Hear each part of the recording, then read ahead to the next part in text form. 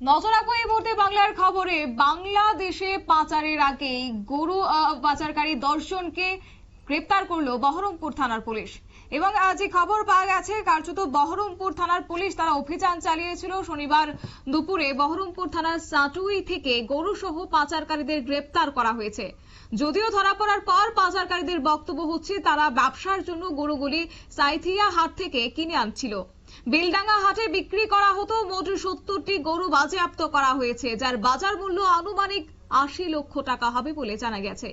এবার ভারত বাংলাদেশ সীমান্তের কাঁটাতার পার হওয়ার আগেই পুলিশের হাতে আটক 70টি গরু। শনিবার বহরমপুর থানার পুলিশ বহরমপুর রামনগর ঘাট রাজ্য সড়কের উপর সাটুই থেকে গরু ভর্তি 3টি গাড়ি আটক করেছে। ঘটনায় গ্রেপ্তার করা হয়েছে অবশ্য 10 জন পাচারকারীকে। পুলিশ সূত্রেও জানা গেছে, বীরভূম জেলার সাঁইথিয়া হাট থেকে গরুগুলি আনা হচ্ছিল। সাঁইথিয়া, ময়ূরেশ্বর, কান্দি, ঝরাঞ্জা থানার উপর দিয়ে বহরমপুর ঢুকেছিল। ধৃত পাচারকারী ইমবাল শেখ তিনি অবশ্য জানিয়েছেন, প্রতিটি থানা পার হতে 600 থেকে 1000 টাকা করে ডাকমাস্টারদের দিতে হতো। এতগুলি থানার পুলিশ কেন গাড়িগুলিকে আটক করেনি তা নিয়ে প্রশ্ন উঠতে শুরু করেছে। গোটা বিষয় প্রসঙ্গে কি রয়েছে শুনুন বিস্তারিত। আমরা 3টে গাড়ি। কটা গরু ছিল? গরু আমি যে গাড়িতে আসছিলাম 8টা ছিল। পাচারের জন্য নিয়ে আসছিলেন? না, পোষার জন্য আসছিলাম আর বিক্রি করব গ্রামে। এগুলো কেমন দামে বিক্রি হতো?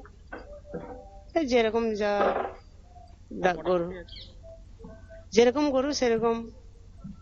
গরুগুলো কেমন দাম? জানি না, এই বড় করে কিনেছি সাইতে আছে 25,000 20,000। বড়গুলো? হ্যাঁ। ছোটগুলো? ছোটগুলো আমি জানি না। সেগুলো জানো না? না। এই গরু নিয়ে এই বড় গরুগুলো কি করতে?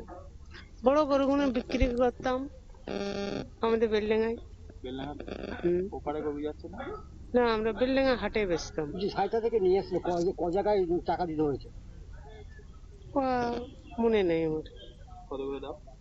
কোনো ঠিক নাই। 500, 600, 1000। কারা নেয়?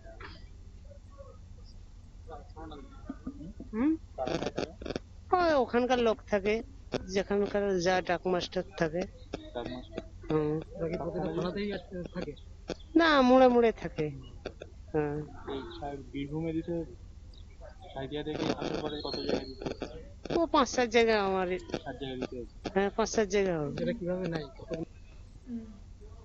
আপনারা শুনলেন ইকবাল শেখ পাচারকারীর বক্তব্য। এবং বেলডাঙ্গা থানার কার্যত বাসিন্দা ইকবাল শেখ তিনি যে দাবিগুলি করেছেন, গরুগুলি তারা কিনে এনেছিল বেলডাঙ্গা হাটে বিক্রি করার জন্য। বহরমপুর থানার পুলিশের অনুমান গরুগুলি ডোমকল হয়ে জলঙ্গি এলাকা দিয়ে সীমান্ত পার করত।